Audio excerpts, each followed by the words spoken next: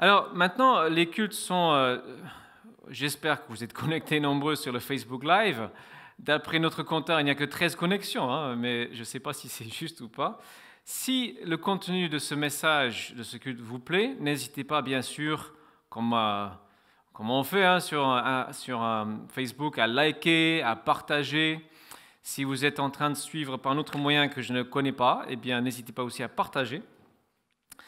Voilà, donc à l'instant, Esther nous a parlé de repos, de se reposer en Dieu. Et ce qu'elle a dit va être complémentaire à ce que je vais vous partager ce matin, parce qu'on va revenir tout à la fin à cette idée de repos.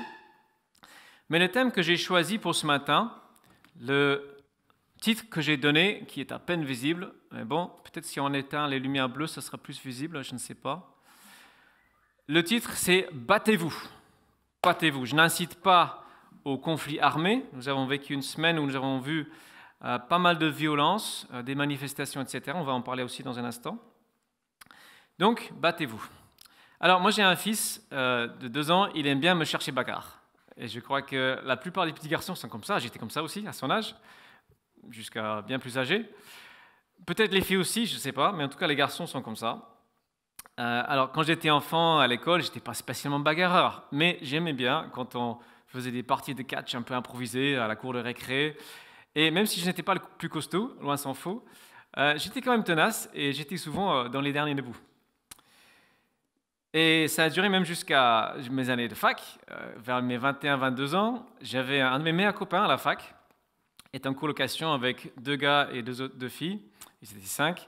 Chaque fois que j'allais chez eux, lui et moi, on se prenait dans les bras, on se faisait une étreinte d'ours comme ça, et puis on commençait à se taper dessus un peu, se taper avec les coussins. C'était bon enfant, les filles nous prenaient un pour les fous. Voilà, j'aimais bien cette idée de lutter, en tout cas.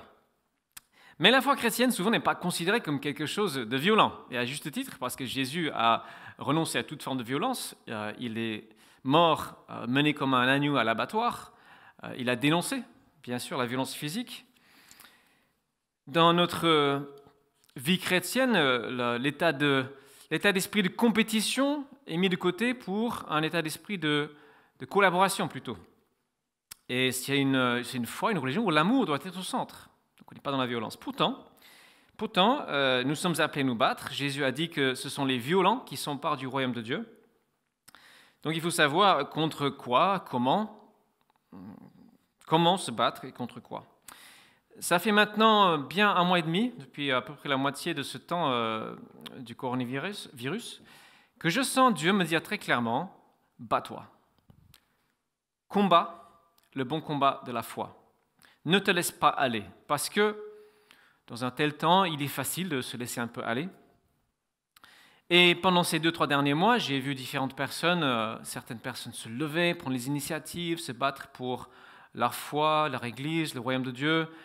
D'autres personnes, je ne sais pas, disparition. Peut-être que c'est dû à la paresse, peut-être c'est autre chose, je ne sais pas. Une chose en tout cas que j'ai remarqué, c'est que, comme dans la plupart des églises, la réunion de prière est très très peu fréquentée. On était, je crois, jamais plus que 10. Pourquoi ? Alors, peut-être que ça ne motive pas, mais je crois que c'est parce que pour entrer dans la prière, il faut quand même être prêt à se battre, à dépasser son confort. Nous étions ces derniers temps dans le livre de l'Apocalypse. C'est un livre dans lequel il y a pas mal de combats. Alors aujourd'hui, on n'en parle pas, on ne va pas parler de l'Apocalypse. Je n'ai pas fini la série, il me reste 2 messages à faire sur ce livre, mais ça attendra quelque temps. La dernière fois qu'on a parlé du livre de l'Apocalypse, nous étions dans le chapitre 14, on a parlé de la louange. Et avant cela, nous étions au chapitre 2 et 3. Jésus écrit à toutes les églises et il appelle tous les chrétiens, tous les croyants, à être des vainqueurs, à savoir avoir un état d'esprit de combattant, quelqu'un qui veut être victorieux. Et le dernier message sur la louange, nous étions dans le chapitre 14, alors on va voir si ça fonctionne. Le dernier verset que nous avons lu, donc c'était cette image qu'a l'apôtre Jean, cette vision d'une foule immense de personnes rassemblées devant Dieu, les rachetés de toutes les nations, tous les peuples, ceux qui appartiennent vraiment à Dieu, à Christ. Et le dernier verset dit « Il ne s'est pas trouvé de mensonges dans la bouche, ils sont irréprochables. » Et ça veut forcément dire que c'était des combattants. Je ne sais pas vous, mais je trouve que c'est un combat pour toujours dire la vérité. C'est un combat intense. Et pour incarner la vérité, vivre de sorte qu'aucun mensonge ou demi-vérité ne sorte de notre bouche, c'est un sacré combat. C'est un combat qui vaut le coup. Et actuellement, j'ai vraiment cette impression que le temps est venu pour nous de devenir davantage des soldats. Dans la Bible, il y a différentes images pour le peuple de Dieu, l'Église. Généralement, celle que la plupart des gens préfèrent, c'est l'image de la famille. Moi, j'aime beaucoup aussi cette image. On est frères et sœurs, il y a une chaleur, il y a une convivialité, on est attaché à Jésus, c'est notre grand frère. Ce n'est pas la seule, il y en a d'autres. Alors, il y a une image qui n'est pas dans la Bible, mais que plusieurs utilisent. J'ai déjà entendu dans différentes églises. L'église, c'est un hôpital. C'est un lieu où les gens viennent pour le repos, la guérison, de leur âme, de leur état mental, parfois de leur corps. Et c'est aussi vrai. Mais il ne faut pas non plus négliger qu'une des images bibliques, peut-être moins souvent utilisée, c'est l'image d'une armée. Le capitaine de cette armée, Jésus-Christ, a donné sa vie par amour pour l'humanité entière. C'est lui qui donne l'exemple pour cette armée du salut que nous, le peuple de Dieu, nous formons. Et nous sommes appelés, en tant que soldats, à imiter le chef, le commandant, le général, Jésus-Christ, à être prêts à donner notre vie aussi par amour pour les autres, pour qu'ils soient à leur tour bénis, comme chantait cette bénédiction, qu'ils soient sauvés. Voilà notre combat. Et donc, je vous invite ce matin à méditer 2 versets qui sont écrits par l'apôtre Paul à son fils spirituel qui s'appelle Timothée. C'est dans une lettre qu'il a écrite à Timothée, chapitre 6, versets 11 et 12. Alors, c'est écrit à une personne individuelle, mais on peut bien sûr le prendre pour nous personnellement. « Mais toi, homme de Dieu », c'est un homme, mais on peut aussi prendre bien sûr femme de Dieu, « fuis toutes ces choses, recherche ardemment la droiture, la piété, la fidélité, l'amour, la persévérance, l'amabilité. Combat le bon combat de la foi. Saisis la vie éternelle que Dieu t'a appelé à connaître et au sujet de laquelle tu as fait cette belle profession de foi en présence de nombreux témoins. » Voilà le texte que j'aimerais regarder avec vous ce matin. Alors d'abord, un peu de contexte. Il parle de toutes ces choses. Quelles sont toutes ces choses que Timothée doit fuir ? Alors, essentiellement, avant ce texte, Paul parle de l'amour de l'argent, ce désir d'accumuler sans cesse des choses. Et il explique que c'est une futilité, en fait, de courir après l'argent. Voilà, c'est pas ça le combat. Donc il dit quelque part, fuis c'est des choses futiles comme ça. Et il donne ce commandement, une injonction forte, recherche ardemment. Et après, c'est une liste de qualités. C'est une liste de qualités que nous allons voir dans un instant. Et le verbe qu'il utilise en grec, c'est le même qui est employé dans tout le Nouveau Testament pour signifier persécuter. Donc il dit persécute la droiture. Alors bien sûr, en français, on ne peut pas traduire comme ça. Quand tu persécutes quelqu'un, tu poursuis avec acharnement, avec une certaine violence cette personne. Donc il encourage Timothée, il lui dit poursuis avec acharnement, ténacité, avec un esprit combatif, ces qualités qu'il liste ensuite. C'est une liste assez semblable à la liste des qualités, les fruits de l'esprit de Galates 6, pour ceux qui connaissent ce passage. Et là, en fait, c'est intéressant parce que je trouve que le message ici rejoint pas mal le message de la psychologie. C'est-à-dire, c'est un appel à devenir une personne intègre. Les gens vont voir le psychologue parce qu'ils sont désintégrés. Il y a un truc qui ne colle pas dans leur vie entre ce qu'ils pensent, leur cœur, les émotions, etc. Ils essaient de s'intégrer, de trouver une cohérence. Et le chrétien, c'est pareil. Il est appelé à trouver une cohérence. Il est quelque chose, il est enfant de Dieu. Et en tant qu'enfant de Dieu, ses qualités doivent être naturelles pour lui. Ce sont les qualités de Dieu. Donc les enfants dans sa famille sont appelés à avoir ces qualités. Sauf qu'on est un peu désintégré, dans le sens, on n'est pas en cohérence parfaite avec ce que nous sommes. Donc c'est un appel à devenir ce que nous sommes, des hommes et des femmes qui ressemblent à Christ. Donc, quelques petits mots sur ces qualités. La droiture, c'est cette intégrité, l'attachement à la vérité, c'est être quelqu'un qui est impossible à corrompre, quelqu'un qui est exactement la même chose en public qu'en privé. Piété, attachement à Dieu avant toute autre chose, se battre pour avoir du temps avec lui, pour passer du temps dans la prière, comme Jésus, notre exemple, nous imprégner de ce qu'il est, ses valeurs, sa personne, etc. Fidélité, être fiable même dans nos petits engagements. C'est-à-dire, il y a un principe que je partageais avec une équipe de travail dans l'église l'autre jour, ça veut dire, tu fais ce que tu dis et tu dis ce que tu fais. Alors moi, j'ai plus de mal avec la deuxième moitié, j'oublie souvent de dire les choses, en particulier à ma femme, je prévois et puis j'oublie de dire. Mais la fidélité, c'est, je suis fidèle dans les petites choses. Je prends un petit engagement, je dis oui à quelque chose, mon oui est oui et mon non est non. Je suis quelqu'un d'une parole. Défi pour nous tous. Amour, qualité par excellence de tout disciple de Jésus-Christ. Et je trouve que l'amour, c'est toujours à poursuivre parce qu'il peut toujours y en avoir plus. Pas facile à réellement aimer. Persévérance, nous sommes appelés à devenir des hommes et des femmes capables de résister au découragement, qui vont inévitablement venir dans notre vie de croyants. Garantie, il y aura des découragements, des attaques. Il y a l'usure du temps qui va jouer. Dieu nous appelle à être des résistants à cela. Et enfin, l'amabilité. On peut aussi traduire douceur, selon les traductions. Dieu n'est pas un grand fan des grincheux, des râleurs. Il nous appelle à devenir des personnes qui faisons très attention à nos rancunes. Ce qui peut nous pourrir l'amabilité. Bien sûr, il n'appelle pas à une amabilité de façade. Ce n'est pas ça, parce que nous sommes appelés à être intègres. Il nous appelle à devenir les personnes qui aiment réellement les autres, et du coup, nous serons aimables. Nous aurons de l'amabilité.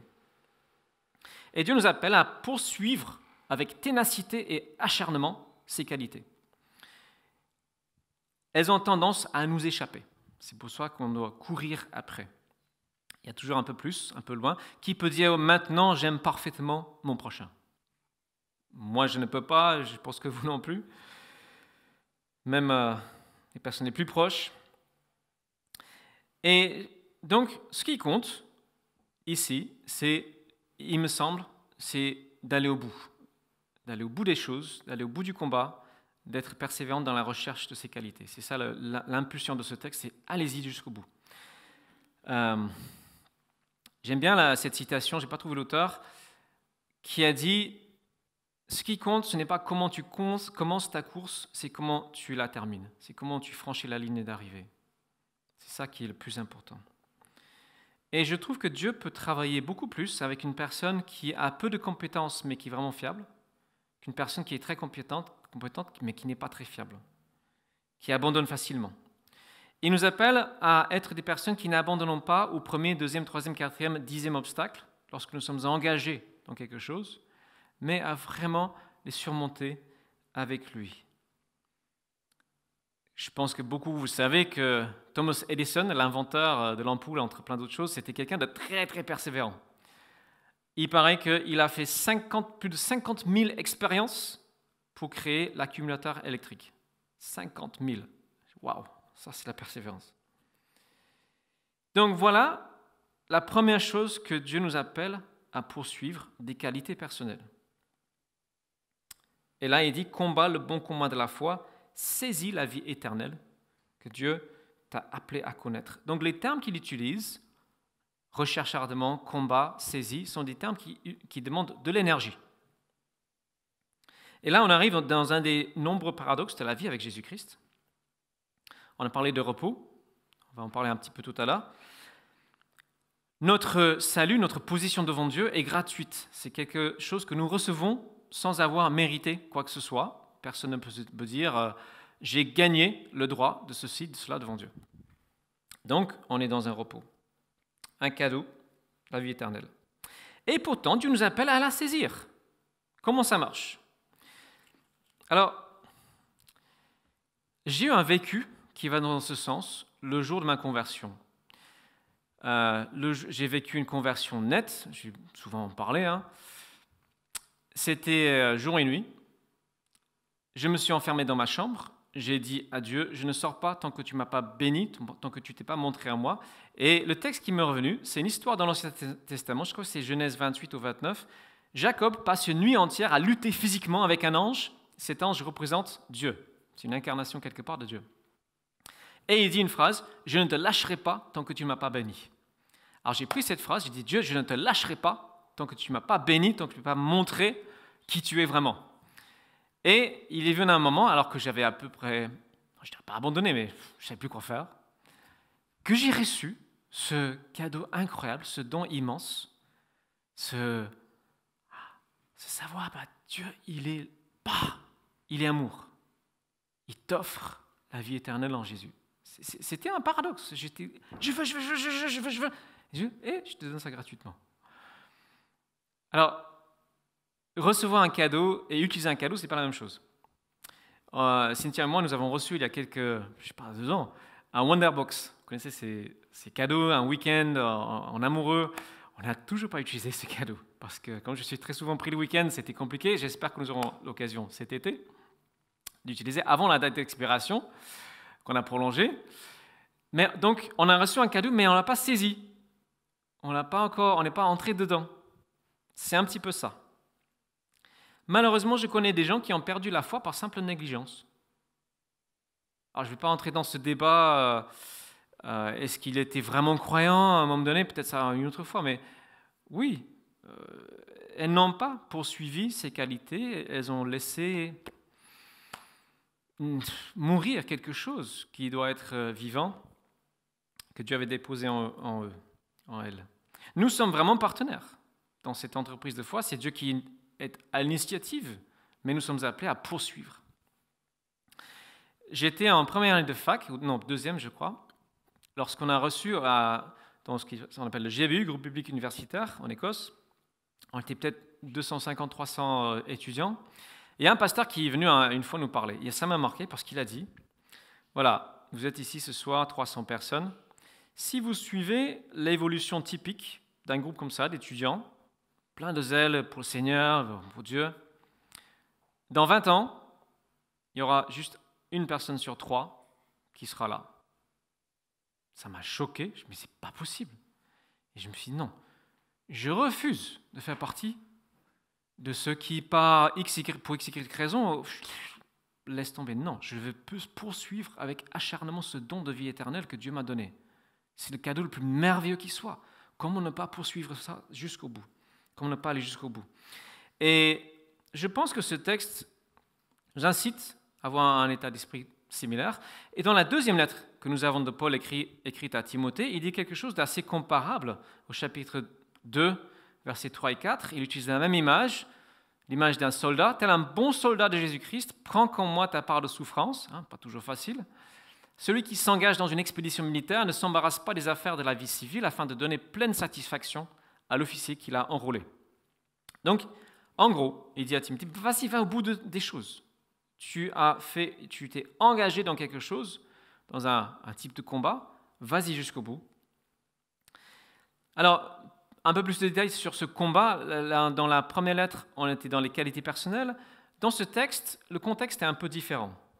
C'est plus large. Ce n'est pas juste ta personne, c'est ta transmission, ce que tu transmets. Alors bien sûr, ça découle de ce que nous sommes. Le verset qui précède dit « L'enseignement que tu as reçu de moi, transmets-le à des personnes dignes de confiance qui seront capables à leur tour d'en instruire d'autres. » Alors je ne sais pas si vous voyez l'image. Donc il y a une chaîne de transmission qui va grandissant. Paul transmet à Timothée, bien sûr à d'autres personnes, vraiment de façon très personnelle. Il dit Timothée, transmets ça à d'autres personnes dignes de confiance, des gens fiables, des leaders dans l'Église. À leur tour, ils vont instruire d'autres, ils vont transmettre à d'autres personnes. Et ici, nous avons une chaîne de multiplication. Parce que si chacun transmet à ne serait-ce que 2 autres personnes, les générations vont se multiplier. C'est le principe que nous voulons mettre en pratique dans les cellules. Nous voulons transmettre, les leaders, on voit que les leaders transmettent quelque chose à au moins 1 ou 2 autres personnes, et qu'ensuite, elles, à leur tour, puissent faire de même, et que ça aille en grandissant. Parce que le royaume de Dieu, son règne, n'est pas appelé à être statique, elle est appelée à grandir. Les images que Jésus emploie pour son royaume sont des images de croissance. Graines de moutarde, arbres, etc. Donc, c'est un royaume en expansion, dirigé par un roi qui a une armée. Et une armée qui a une motivation qui est l'amour de son chef, la gloire de son chef. une finalité que le livre de l'Apocalypse nous montre. Dans le livre de l'Apocalypse, on est dans les coulisses, dans le combat qui n'est pas dans le monde physique, mais dans le monde spirituel invisible. Et dans les derniers chapitres de l'Apocalypse, nous voyons que dans les tout derniers temps, alors ne me demandez pas aujourd'hui de préciser, on va revenir à l'Apocalypse pour un petit peu la chronologie de la fin des temps. Il y a un déchaînement, une furie du diable. Pourquoi ? Parce qu'il sait qu'il a perdu. Il a un pouvoir de nuisance considérable, mais le royaume de Jésus-Christ continue à avancer malgré les persécutions, les souffrances. Alors, si vous êtes comme moi, vous n'êtes pas très militaire, peut-être que ces images ne vous parlent pas trop. Chez nous, en Angleterre, il n'y a pas de service militaire, ça n'existe pas depuis longtemps, je n'ai jamais été à l'armée. À l'armée en 3 mots. Donc, je trouve qu'une image comparable, c'est l'image qui n'est pas dans la Bible, enfin, un petit peu, l'image de l'équipe sportive. On est dans une idée un peu similaire. Imaginez que vous faites partie d'une équipe sportive d'assez bon niveau. Peut-être pas le Racing de Strasbourg, mais peut-être le 2e ou 3e échelon. Un club local, pas professionnel, mais bon niveau. Et dans votre équipe, vous avez le meilleur joueur du monde, le Messi, pas Lionel, le Messi, qui joue avec vous. Et c'est votre capitaine. Donc c'est génial. Et imaginez que vous avez un match, vous êtes dans un match qui a une importance capitale, c'est peut-être le dernier match de la saison, un championnat quelconque, et en face de vous, vous avez une équipe adverse qui est moins compétente, qui n'a pas le Messi avec elle, mais qui a un jeu vicieux et qui veut tout faire pour vous faire perdre ce match et éliminer les gens. Alors, d'un côté, vous avez la pleine assurance que vous avez le capitaine, le meilleur joueur du monde avec vous. Et le club appartient à son père. C'est le père qui va siffler l'arrêt final. Et on sait qu'à ce moment-là, le capitaine aura marqué le but décisif. Il aura marqué le but en or. Donc, de ce côté-là, vous pouvez être dans l'assurance. Mais en même temps, votre capitaine, parce que c'est votre capitaine, vous dit « Allez-y à fond, battez-vous, jouez du mieux possible de toutes vos forces, parce que ça compte.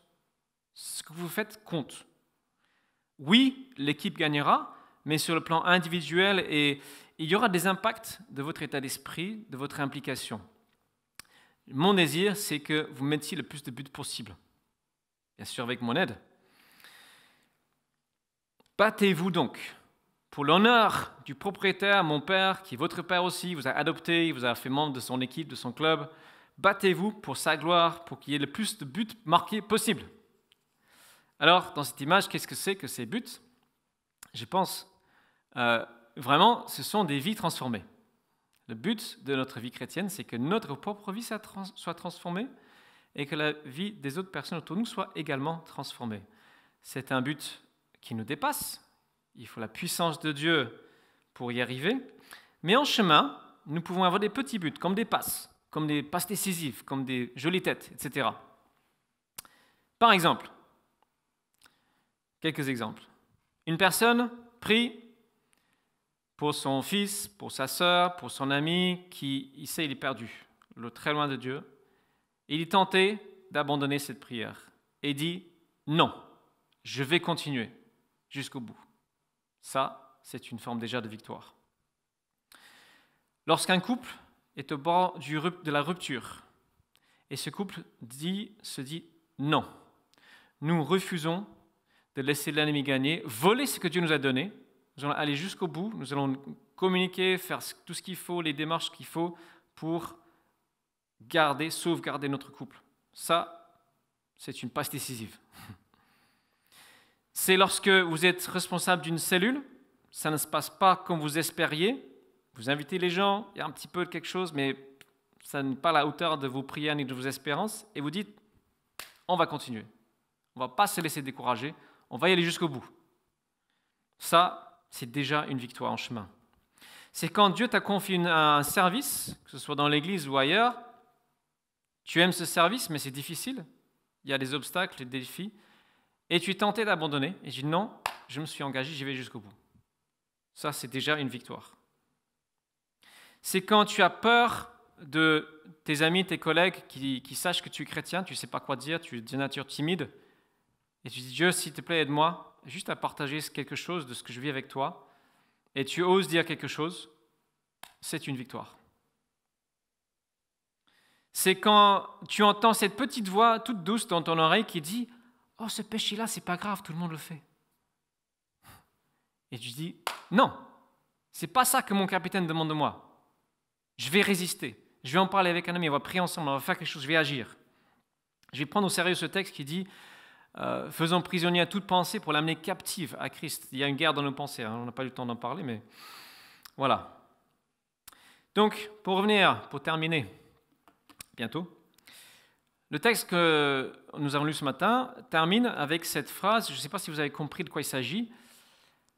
Donc, saisis la vie éternelle que Dieu t'a appelé à connaître et au sujet de laquelle tu as fait cette belle profession de foi en présence de nombreux témoins. Quelle est cette profession de foi? En toute probabilité, c'était le baptême de Timothée devant plein de témoins, lors d'un culte, équivalent d'un culte à l'époque. Si tu es baptisé, comme Timothée, tu t'es engagé dans une armée comme un soldat. Peut-être que ce n'est pas ton image préférée, mais c'est une image que Dieu nous a laissée pour comprendre quelque chose de ce que c'est que la vie avec lui. Tu as prêté un serment solennel à suivre ton capitaine jusqu'au bout, avec toutes tes forces, avec tout ce qui est en toi, toutes tes tripes. Le mot sacrement, en français, vient de la même racine que serment. Dans l'Église catholique, on parle des sacrements, baptême, etc. Ce n'est pas un mot qu'on emploie trop chez les protestants, mais un sacrement est un serment. C'est un engagement très solennel. Tu as prêté serment. Donc Paul rappelle à Timothée, parce qu'à mon avis, ce n'était pas facile pour Timothée. On sait qu'il avait un caractère un petit peu timide, il n'osait pas trop. Paul l'a envoyé à Corinthe, une église qui avait 10 000 problèmes, et dit « Allez, fais ce que tu peux pour régler ces problèmes. » Et on sait après que Timothée n'a pas très bien réussi sa première mission, parce que Paul a dû aller rattraper un peu le coup derrière. Mais c'est pas grave, il est allé. Il s'est battu, il a fait ce qu'il a pu. Alors, toi, quels sont tes combats? Quelles sont tes faiblesses? Est-ce qu'il y a des domaines où tu as relâché des efforts? Est-ce que tu as peut-être cédé à la facilité dans un domaine quelconque? Peut-être que tu as besoin d'aide pour combattre? Nous sommes là pour nous soutenir les uns les autres. Nous avons un exemple dans l'église, un groupe qui s'appelle les Frères d'Armes. J'aime beaucoup ce groupe, c'est des hommes, alors j'espère qu'un jour les femmes vont faire quelque chose de similaire ou refaire quelque chose de similaire. C'est un groupe où on partage sur les combats que nous avons particulièrement en tant qu'hommes. Alors vous pouvez imaginer des combats qu'ont la vaste majorité, c'est le regard sur les femmes, pour que ce regard soit pur. Voilà, mesdames, la plupart des hommes combattent beaucoup avec cela. On ne parle pas que de ça. La prochaine fois, on va parler du repos, justement, avant l'été. Nous sommes dans cet apprentissage ensemble d'amener nos pensées captives à Christ. J'ai parlé un petit peu des cellules. Moi, je trouve que, je parle de temps en temps de ce que nous vivons dans notre cellule. C'est vraiment un combat. C'est vraiment un combat de vivre quelque chose où nous voulons voir cette vie de Dieu grandir en nous et se démultiplier. On prie. On cherche, on tâtonne. Comment est-ce qu'on peut inviter les gens à découvrir cette vie que nous avons découverte? Hier, on a eu notre première réunion le samedi, avant on faisait le vendredi. J'ai invité 3 personnes. Il y a une qui est venue, 3 personnes en dehors de notre cercle habituel. Les 2 autres, je sais vraiment qu'elles ont besoin de ça parce qu'elles me l'ont dit. Et les 2 ne sont pas venues parce qu'il y a des combats. Et il faut... Quelle sera ma réaction? Oh, ok. Tant pis, je les laisse.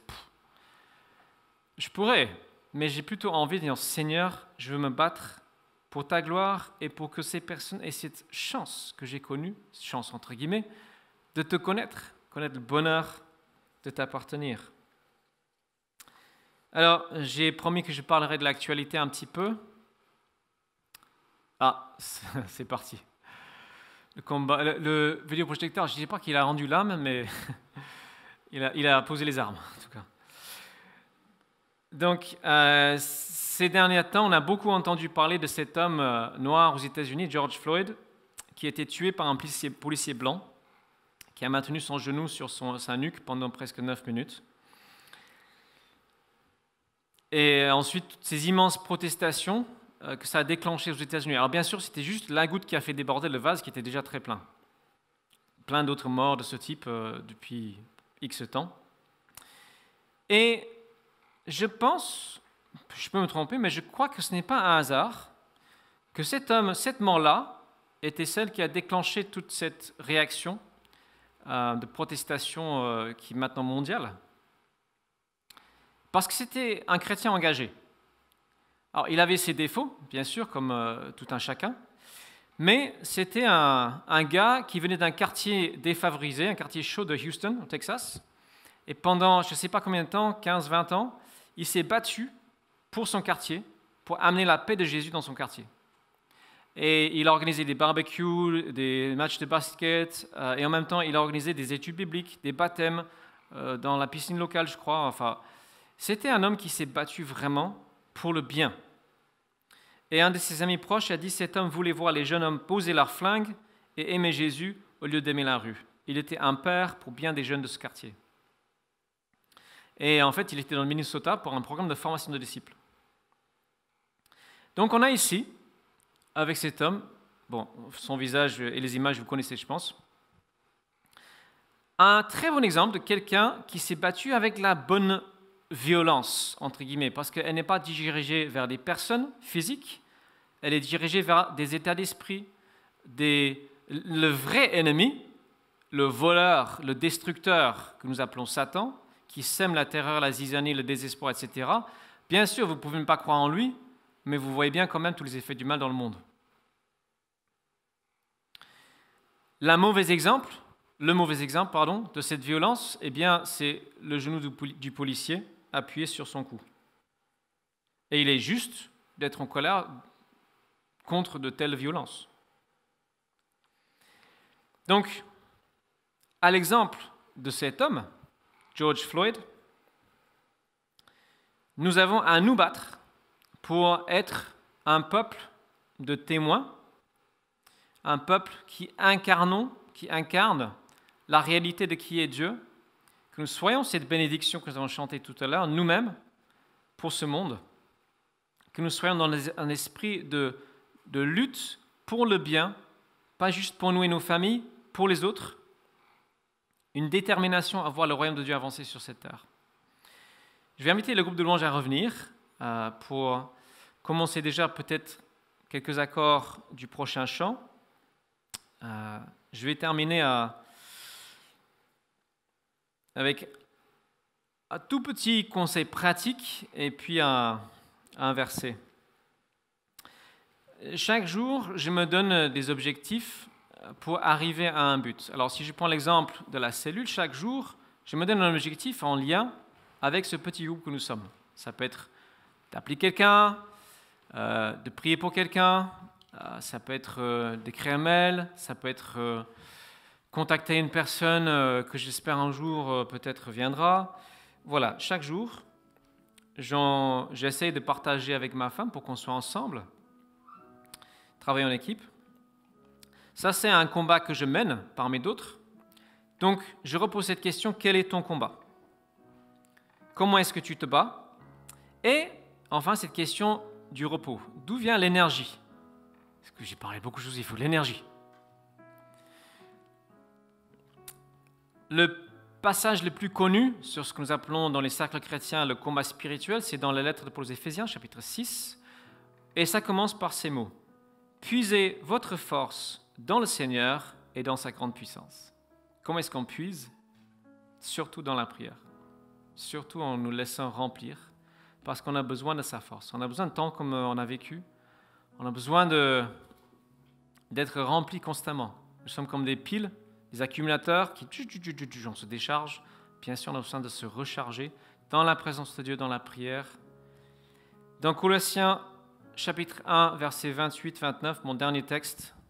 Super. C'est Christ que nous annonçons, c'est Paul qui parle encore, en avertissant et en enseignant tout être humain en toute sagesse, afin de faire paraître devant Dieu tout homme, toute femme, parvenu à l'état adulte, à la maturité en Jésus-Christ. Voilà pourquoi je travaille et je combats par la force de Christ qui agit puissamment en moi. Et Paul est un excellent exemple de quelqu'un qui s'est battu pour le bien avec l'énergie qui lui était donnée d'en haut. C'est ça notre exemple. Je pense que plusieurs savent, moi j'ai essayé de suivre les horaires de prière du Ramadan pendant 2 semaines. Pas facile, c'est fatigant. Ça m'a donné une envie de prière quand même accrue. Et depuis, en fait, je me suis donné j'ai mis mon alarme, mon réveil, 2 fois pendant la journée de travail, à midi et en fin de journée, pour faire aussi un temps de prière. Il y a un temps le matin, un temps midi, un temps en début de soirée. Et je trouve que depuis que je fais ça, j'arrive à mieux puiser ma force, dans le Seigneur. Peut-être que vous pouvez vous isoler 2 minutes dans votre journée pour faire quelque chose de similaire. Voilà. Le Seigneur qui nous appelle à être combatifs est le même qui a dit « Venez à moi, vous tous qui êtes fatigués et chargés, et je vous donnerai du repos pour votre âme. » Vous connaîtrez, si vous connaissez Jésus, un repos pour votre âme. Et par la suite, dans ce même texte, il dit « Prenez sur vous mon joug, portez mon fardeau. » Et l'image du joug, c'est tu es attelé, accouplé à un autre animal. Ici, ce n'est pas un animal, c'est Jésus qui porte l'attelle, le joug avec toi, et il te pousse à agir, et en même temps, tu partages un peu de sa force. Imaginez un gros bœuf bien fort et un moins fort. Le moins fort, il est un peu entraîné par le plus fort. C'est une autre image de ce que le Seigneur veut pour nous. Donc, nous allons demander pardon à Dieu pour les fois où nous avons été paresseux, où nous avons négligé le don qui nous a été offert. Seigneur, nous sommes devant toi en cette fin de culte pour puiser nos forces en toi, pour puiser surtout un état d'esprit, une détermination sans faille, d'aller jusqu'au bout de notre engagement avec toi. Ceux qui se sont engagés, ceux qui ne se sont pas encore engagés avec toi, je prie qu'ils puissent comprendre que c'est le meilleur choix au monde de faire partie de cette équipe gagnante dont le capitaine se nomme Amour, qui a donné sa vie pour que nous ayons sa vie à lui. Tu as fait cet échange de vie, Seigneur, merci parce que tu as échangé ta vie pour la nôtre et tu souffles, tu donnes cette vie, Seigneur, à quiconque veut bien la recevoir. Je prie pour vous qui ne savez pas encore, qui n'êtes pas encore engagés, que vous puissiez recevoir une fois pour toutes cette vie éternelle, divine qui vient d'en haut, que vous ne pouvez pas fabriquer, qu'elle entre pleinement en vous, que vous soyez aussi des disciples de Jésus-Christ, des soldats, des combattants pour le bien. En suivant l'imitation, en étant dans l'imitation de celui qui est l'exemple suprême d'amour. Je prie pour que nous ayons cet état d'esprit en nous tous. Amen. Combat le bon combat de la foi, saisis la vie éternelle que Dieu t'a appelé à connaître. Amen.